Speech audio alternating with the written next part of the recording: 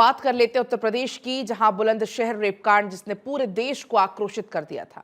2016 में Bulandshahr national highway 91 पर परिवार को बंधक बनाकर एक मां बेटी से हैवानियत की गई। एक परिवार को 9 साल के बाद इस मामले में इंसाफ मिला है, जब कोर्ट ने 5 आरोपियों को उम्र कैद की सजा सुनाई है। क्या है बुलंदशहर रेप का ये पूरा मामला? कौन थे वो हैवान जिन्हें सजा मिली है? इस रिपोर्ट में आपको दिखाते हैं।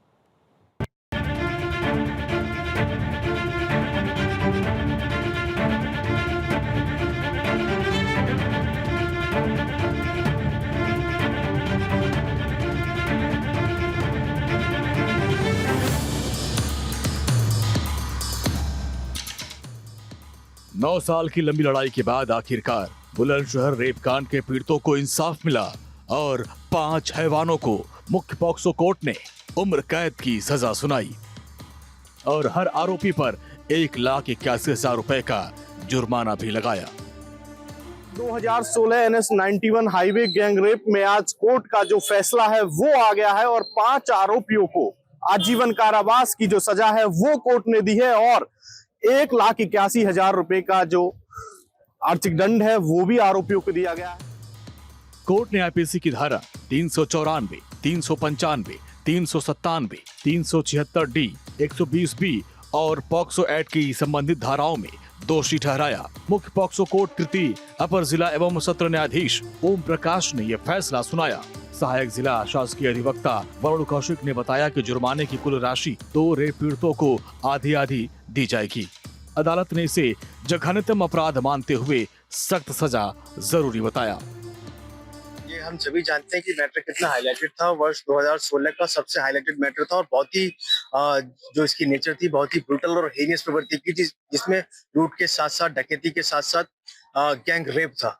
इस पूरे केस में आज माननीय न्यायालय ने जो सैटरडे को सभी 5 मुलजिम गिल्टी होल्ड किए थे 394, 395, 397, 376 डी, 120 बी एंड 342 आईपीसी और 5/6 पॉक्सो में आज सभी को लाइफ सेंटेंस की जो सजा है वो सुनाई है और प्रत्येक को 1,81,000 रुपए के अर्थदंड से आरोपित किया है, जिसमें से आधा अर्थदंड जो है वो पीड़िता की माता को एज ए कंपनसेशन और पीड़िता को एज ए कंपनसेशन जाएगा और एक मुलजिम जो इसमें जुबैर है उसको 4/25 आर्म्स एक्ट में भी 2 वर्ष की सजा सुनाई गई। क्या जिस तरीके की सजा हुई है आजीवन कारावास की, लेकिन परिवार को जो उम्मीद थी वो फांसी की सजा की उम्मीद थी, क्या लगता है परिवार, आप उनके वकील हैं, सरकारी वकील हैं, क्या लगता है परिवार वालों का क्या रिएक्शन है इस पर? This is the maximum punishment which the accused get. Unfortunately जो 2016 में प्रावधान थे, कानूनी प्रावधान, उसमें मृत्युदंड का प्रावधान नहीं था। 376 डी में उसमें मैक्सिमम पनिशमेंट आजीवन कारावास होता था, 5/6 में आजीवन कारावास होता था। मार्च 2018 में ये इस प्रावधान में अमेंडमेंट आए और उसके बाद ये फांसी की जो सजा है वो उसके बाद हुई। इस मामले में कुल 11 लोगों को आरोपी बनाया गया था। अब इनके बारे में भी आपको विस्तार से बताते हैं। सबसे पहले जानिए उम्र कैद पाने वाले 5 आरोपियों के बारे में। जुबैर, साजिद, धर्मवीर, सुनील, नरेश। सलीम, ट्रायल के दौरान बीमारी से इसकी मौत हो गई। अजय उर्फ असलम, हरियाणा पुलिस ने इसे एनकाउंटर में ढेर कर दिया। बंटी उर्फ बबलू, इसे यूपीएसटीएफ ने एनकाउंटर में मार गिराया। रईसुद्दीन, इसे बरी कर दिया क्या। जावेद उर्फ सावेज को बरी कर दिया क्या। जबर सिंह को भी बरी कर दिया क्या।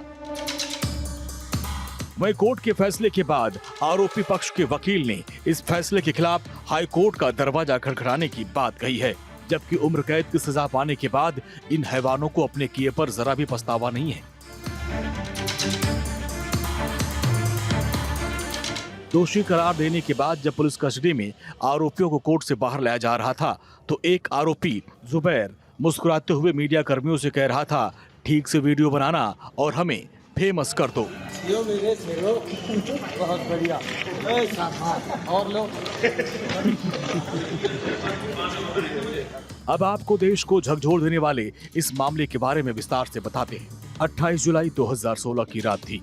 गाजियाबाद निवासी एक परिवार अपने 6 सदस्य के साथ शाहजहांपुर से 13वीं के कार्यक्रम में शामिल होकर वापस लौट रहे थे। देहात कोतवाली क्षेत्र के दोस्तपुर फ्लाईओवर के निकट नेशनल हाईवे 91 पर बदमाशों ने लोहे की रॉड फेंककर कार को रुकवाया।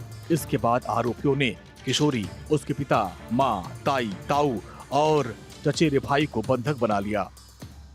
सभी को रोड के दूसरी तरफ खेत में ले गए। पहले उन्होंने घर के सभी पुरुषों के हाथ और पैर बांध दिए।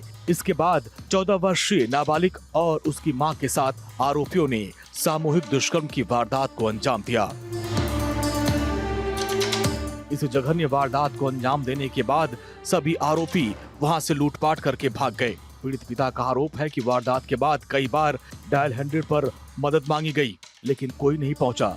वारदात के बाद स्थानीय पुलिस की घोर लापरवाही सामने आई, जिसके बाद एसएसपी समेत 17 पुलिसकर्मियों पर कार्रवाई की गई। इलाहाबाद हाई कोर्ट ने इस मामले में स्वतः संज्ञान लिया और सीबीआई को जांच के आदेश दिए। 19 अगस्त 2016 को सीबीआई ने इस मामले की जांच शुरू की। सीबीआई की टीम ने आरोपियों को रिमांड में लेकर 20 अगस्त को घटनास्थल का सीन रिक्रिएट भी करवाया था। आखिर 9 साल की लंबी लड़ाई के बाद पॉक्सो कोर्ट ने 20 दिसंबर को 5 आरोपियों को दोषी करार दिया और 22 दिसंबर को ऐतिहासिक फैसला सुनाते हुए 5 आरोपियों को उम्र कैद की सजा सुनाई।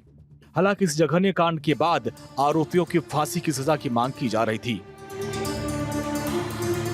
फिलहाल कोर्ट का ये फैसला एक अपने आप में फैसला, लेकिन परिवार वाले जो लोग हैं उनको उम्मीद ये थी कि इन आरोपियों को फांसी की सजा होगी, लेकिन इन आरोपियों को फांसी की सजा ना होकर आजीवन कारावास हुआ है।